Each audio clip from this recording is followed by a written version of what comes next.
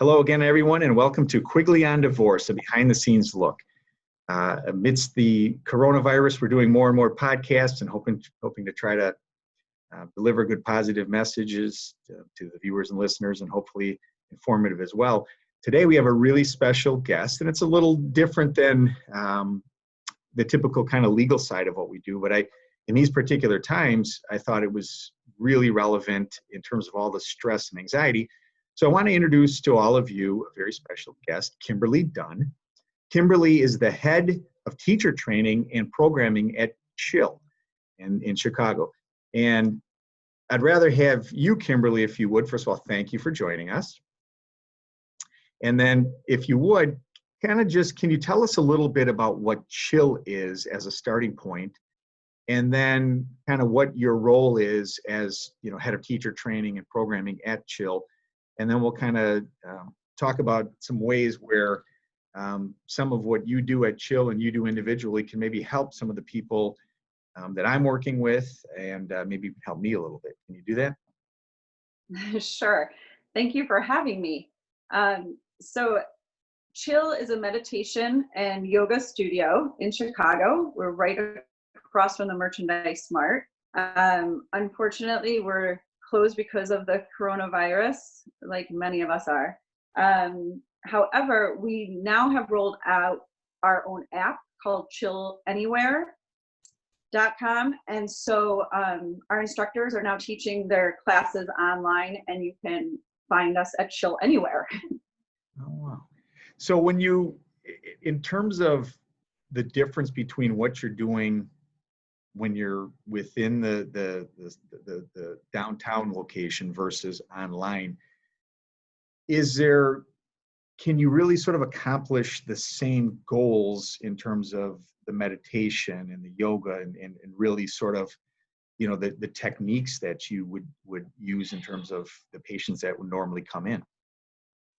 Yeah, so that's a great question. And we didn't know ourselves because, like pretty much everybody, we have to switch really quickly, especially as the head of teacher training, where I focused a lot of my time on training teachers to be guides of meditation.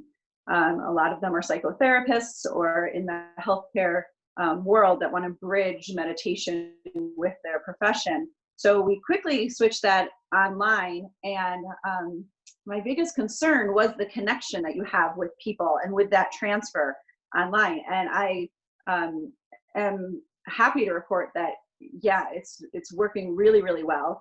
And we're getting great reviews on the app. Our members have just easily switched over to using the app, and they can still experience the teachers that they like live, or we're recording those live sessions, or doing the already recorded sessions that we had done before we closed the studio down. So there's a lot of opportunity to still do the meditation and to learn about the different breath practices and things like that you would do just like you would in studio. Interesting. And it's interesting just hearing another professional's perspective, because as lawyers, we cannot, at least here in Chicago, we're not able to go into the courthouse and practice law like I've done for 28 years. And so it's, we're trying to adapt, and even the podcasts, doing these via Zoom, it's really such a difference in terms of technology and figuring out what works and what doesn't. Do you guys just, by the way, are you just following the city mandates in terms of when you can reopen? Do you intend to physically reopen when you're allowed? Yeah, we intend to reopen. Things might look just a little bit different because we are getting such a great response for the app. So we're going to still really focus on building and putting up even more content on the app for people that aren't right in the loop or in Chicago can still have access to us. Okay, so tell me and I know that you have probably a wide spectrum of clients and people that come in for the services at CHIL, but if someone's out there listening and saying, why am I hearing this? Yeah, I'm in the middle of a divorce, or, maybe I'm thinking about a divorce, or I just got out of a divorce and I'm stressed out and this and that. Is CHIL for me? what situations does chill really seem to draw from, if that's a better way of asking the question? Yeah. Well, I think when we first opened our doors, the most common thing I heard from my students was, "Oh, I'm so glad to be here. I'm so stressed out." It was just the stress levels that were bringing people to understand the practice of meditation and mindfulness. And now I think there's more of people just sitting with some really strong emotions and coming to this practice to dealing with sitting with strong emotions. We hear a lot about anxiety and depression now. So, and especially going through divorce. And in my own experience, I went through a divorce about 8 years ago. If I did not have this practice, I don't know where I would be. So it is so powerful in that it gives you some power back to how to deal with such strong emotions. So whether you're dealing with strong emotions because your job has changed, because you're worried about your loved one's health because of COVID, or you're going through a divorce that really stirs up some fear and anger and the strongest of emotions, I know this practice empowers the practitioner. So like I said, when I was going through the divorce, if I didn't have this practice, therapy alone would just not have been enough. So it's a great complement to therapy and just understanding sitting with strong emotions. Like I mentioned, we have all this anxiety no matter what your situation is. And anxiety is caused by worry of the future, fear of what's going to happen. And depression, on the other hand, is brought upon by ruminating about things that have happened in the past. So perhaps you have regrets in your relationship, or you are constantly going back in time trying to change an outcome. So whether you're constantly going back in time wishing to fix something in your relationship, or projecting the future of, I'm not going to have any more money, I'm not going to see my children, what else is going to happen, though you're still dealing with being in the past or in the future and not present. And what this practice does is pull you out of those stories, out of those ruminations, and brings you into the present. One of the biggest myths, or maybe it's not a myth, but something that I find confusing in this practice, and I think other people too, is the phrase of letting it go. We often hear meditation or yoga teachers saying, let it go. Mm-hmm. And so we think we're going to come to our cushion and sit down and be like, let it go. I'm not going to feel his anger. I'm going to sit and let my stuff go. It doesn't work that way. What we're trying to do is let go of the stories that are surrounding these strong emotions. But as far as the emotions go, we're actually doing quite the opposite, and we're letting them in. So when we're really accepting that, this is anger, or this is fear of the future, whatever these strong emotions are for you, when we stop telling those stories and just accept the emotion for what they are, it loses power. The emotion stops this, the power that it has over you, and then it empowers you to just sit with that emotion. It's not the emotion that causes the anxiety or the depression. It's the thoughts that we have around these emotions. And what happens is we'll either, if we don't sit in acceptance of these emotions, they're not comfortable. Nobody wants to feel those strong emotions, those quote unquote negative emotions. So when we don't accept them, which is absolutely normal to not want to, we either turn to blame. So we're blaming somebody else. Like if I'm angry, it's her fault. Or we turn to trying to control the situation. I'll never talk to her again. Or we turn to comfort, which is usually food or booze or something that's not so, such a healthy alternative. So that's why it's so important to accept the emotions and get out of the ruminating mind. And that's what this practice does. Wow. Well, does that make sense?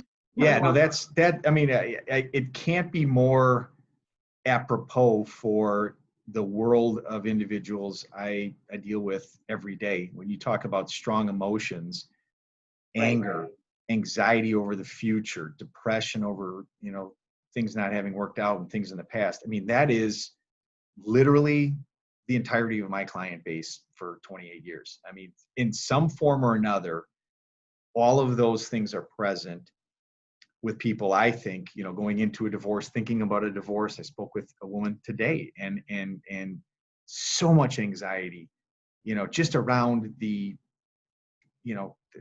situation she recounted to me was horrible. And my job isn't to say to somebody, you should get divorced, but man, the stress, the anxiety, the fear, it was all just like palpable. And so I guess then if the viewers and listeners are sitting here all nodding along as they're on their treadmills or watching on their computer, wow, I get it. I feel all that stuff. I'm going to chill. I'm going to call Kimberly. When someone comes to you and presents with those very real, and I'll call them symptoms, but those emotions, those strong emotions. And by the way, they're all exacerbated because now everything around the coronavirus just adds layers on top of that. How does it start? What do you do? And maybe, is there a little tip or a technique or something that our viewers and listeners could take away from this conversation and say, this isn't because I'm guessing what you described isn't, hey, I called Kimberly, I went into chill, and I'm great. I have no more depression, no more anxiety, no more fears, no more anger. It's a process, and you're training. This is a technique that you are training individuals that they can take away and manage that stress in their lives. True? True. Okay. So tell me then, my client comes to see you, bundle of stress, anxieties of the future, depressed about the past. Where we begin, what are some things that individual could think about? Yeah. So there are some really surefire short practices that you can do in the moment when you're really feeling a lot of anxiety or depression or fear, whatever it is. And I can talk you through one or two of those. And then there's also the actual practice that is like anything else that I always say, don't be a crisis meditator. Start building the practice before you really need it. But again, there are some practices that you can do in crisis that will help with those strong emotions. So, for example, there's something called breath counting, and it's so simple, but it's not very easy. And it's because our mind will continue to turn and take you away from the counting. But I'd get to about 3 and I'd probably be distracted. What's that? I said I'd probably get to 3. I'd count to 3, and I would already be thinking of the million other things. So tell me a little more about the breath counting. So first of all, let me debunk this myth of that your mind is supposed to stop and be clear. That's not what happens in meditation. So don't beat yourself up when your mind starts to wander. When your mind wanders, you realize that it wanders, and then in this case, you would bring your awareness back to the breath. Now, why do we do this? One, you're creating a focused and concentrated mind. So it's a habit for your mind to wander. You're taking control over your thoughts and bringing it back into the focus where you want to place the thoughts.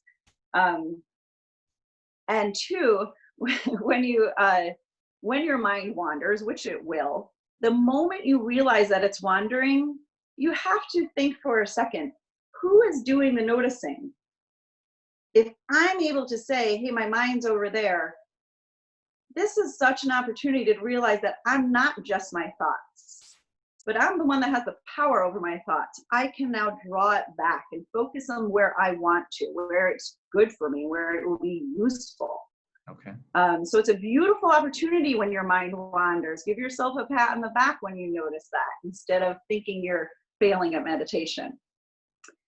So the breath counting is very simple, and you may just get to 3. That's really common. And all you do is count your inhales. So this inhale would be 1.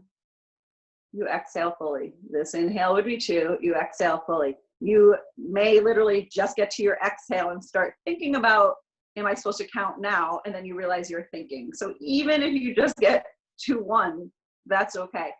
And then you'll count to 10.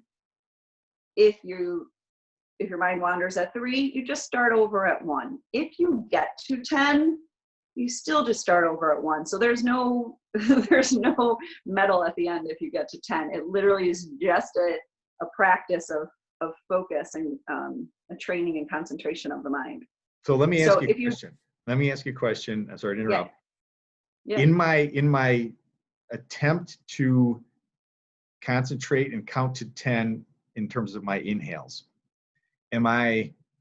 where do I do this? How do I do this? Do I do namaste? Is it, a yoga pose, or can I just be kind of like kick back in my chair? What's optimal in terms of that technique? Yeah, that's a great question. So this is a technique that can be used anywhere. If you are in court and about to be very reactive, because when your thoughts start firing, your emotions follow, and then you become reactive. Unfortunately, when that happens, it's not usually in line with how you want to portray yourself or how you want to live. So this will stop the reaction and give you a little bit of time for response. So you can do this in court before you're about to react.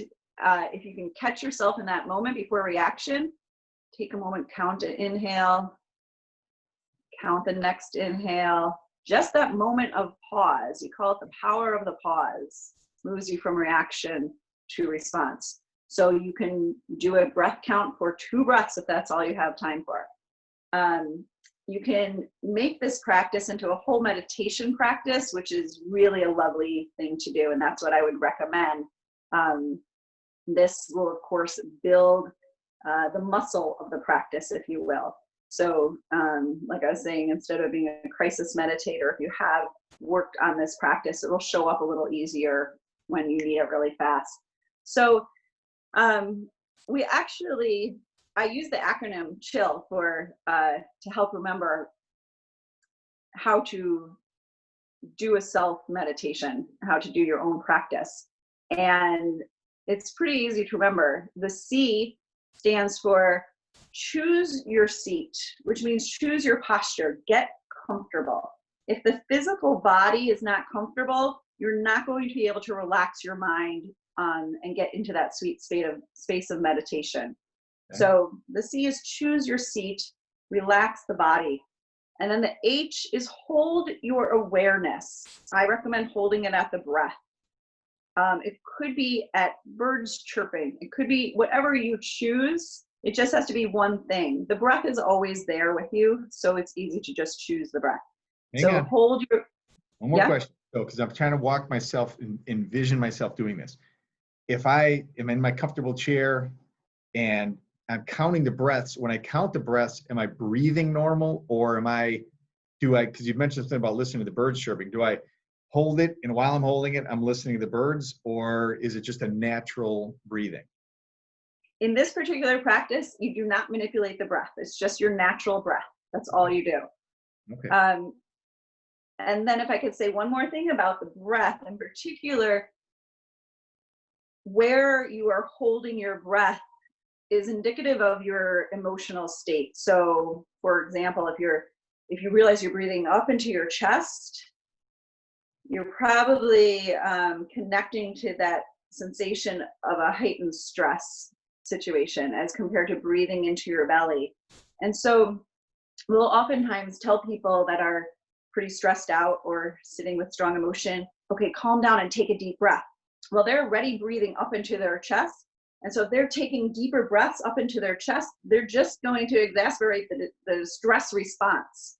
So when we say, telling somebody to take a deep breath isn't usually the best advice, rather than taking a full breath into your belly or a nourishing breath into your belly. So feeling your belly expand as you inhale and draw in as you exhale. People that are in a high stress state a lot we'll get in the habit of reversing that, of sucking in on the inhale or breathing up into the chest on the inhale. So using your diaphragm to breathe properly allows the belly to expand on the inhale and draw in on the exhale. The shoulders will be relaxed, the chest will be relaxed, and that will help create more of the relaxation response. Okay. So be mindful of how you're breathing. That would be the only time you would manipulate your breath in this practice in particular, is if you find yourself breathing shallow and up into your chest. You might just take a moment telling your nervous system to calm the heck down and get the breath back into your belly. Okay. And then you would begin your breath counting. It'll help focus the mind. If your mind is not focused and it's all over the place, you just keep bringing it back to the breath. Okay. Now the I in chill is for your intention. You set your intention in this place rather than when you just sit down, because if you sat down when you're really angry at somebody, your intention might be something completely different based on reaction. If you sit down, do a little bit, calm your body, calm your nervous system by counting the breath, your intention may turn to something that you can control, such as, my intention is to connect with patience within me, something like that, rather than that blame of somebody else. So then we just set an intention for the practice, and it's not a goal, it's a feeling or experience that you wish to connect with. Okay. And then the 2 L's for chill. The first L is label. So if you're thinking about the future, you just say, okay, thinking, bringing it back to the breath, bringing my awareness back to the breath. If I'm thinking about golf, okay, thinking, bringing my awareness back to the breath, making my grocery list. Oh, thinking again, bring it back to the breath. So you're just And you're just labeling the thought that's popping into your head. Yeah, you don't have to interpret the thought no matter what it is. Okay. It's just a thought. Label it as thinking and bring it back to the breath. That takes away the power of your thoughts. Again, reminding you that you're empowered of your thoughts. Okay. So that simple practice of labeling goes back thousands of years in many traditions of meditation. And then the last L is to let go. Finally, just stop it all. Stop the breath counting and just to be, even if it's just for a half a breath before your mind starts going again and you have to bring it back to your counting. Just for a moment, let go of everything and just be. And that's a whole practice of meditation. Wow. And that's something where, so going back to the kind of the way your business was typically run versus now, if I'm doing this via Zoom, I'm sitting here in one screen, you're on another, and you're just walking me through some of these exercises and we're participating together. It's just not in person. Is that kind of the difference in terms of being in person versus via Zoom? Well, I'm not sure if the main difference is like being in person or Zoom as much as just having a guide. So that simple chill practice I showed you is a really easy one to do by yourself. But when you're with a guide, it's almost like having a personal trainer. It just is. You're not working on your muscles, but you're working with your mind and your emotions. And a guide will take you. We use all different types of modalities, such as breath control, breath practices, visualizations, progressive relaxation of the body scans. So we'll take you through more advanced techniques of meditation that's pretty difficult to do on your own unless if you're very, very dedicated. It's just like personal training, really. Sure. Yeah, that makes a lot of sense. Is this, do you have a typical program? In other words, in ordinary times, people are coming in. Would people typically come in once a week? Is it every day? What's optimal again for, and by the way, is this something that someone might work with you for 6 weeks and really start to grasp the techniques that you've taught them, and they maybe come in less because now they sort of can do this on their own? Is there anything that's normative, or is it just as people need it? I don't think there is a normal, so to speak, but I do recommend meditating every day. It's a practice that is so important for our emotional health. You wouldn't just brush your teeth every few days because it's time. You brush your teeth, you take care of your oral health on a daily basis. The same thing needs to be done for our mental health and emotional health. And I don't know of any other tool that is as empowering and productive as meditation. And science has now caught up to meditation. It's really interesting because I think so many people are getting into meditation because the science is there now, and it's really cool because it even talks about different kinds of meditation and how it affects different parts of the brain, such as a loving kindness meditation, reduces the amygdala, which is responsible for fear. More of a focused meditation, like what I was telling about the breath practice, increases the frontal lobe, which is responsible for gathering information. So science is really cool to study now in the meditation world, and people are geeking out on it and getting into meditation because of it. But meditation has been around for thousands of years, so all this wisdom was already there. But we, especially Westerners, like to have that science behind it. And so if that's what it takes, that's great. The science is now behind it. Yeah. But it has been around for thousands of years, these practices. Wow. That's really awesome. I mean, I know you shared with us a technique, and that's just probably a small part of what you'd be able to train people through. Science or not, I think anything that is available to people who are under constant stress, like we all are, in different ways. Right. In my world, particularly, people whose relationships are in crisis and having difficulties, and the stress that comes with that. Just having an outlet like chill is really just an outstanding resource. And so for all of the viewers and listeners that are captivated and they're out there looking for other resources, Kimberly, obviously I'm aware that you have a website and so forth, but what's the best way for individuals who might be curious and might want to explore meditation and what chill has to offer? What's the best way for them to get in touch with you or schedule an appointment? Yeah, right now, like I said, we just got out our Chill Anywhere app. So we're offering 2 weeks free to try. So I would jump on that right now, chillanywhere.com, and check it out. You can see all the different instructors and all different types of meditation, from stress, anxiety, if you're having trouble sleeping. And we keep expanding all the material and content that's going up there. So it's real easy. You could do this at home. So if you feel a little funny going into, a group practice of meditation, this is a great way to start and explore your own practice. And, like I said in the beginning, from my personal experience of going through this, through my divorce, I just remember that having this practice allowed me to just take back some power, that all these emotions were driving my life.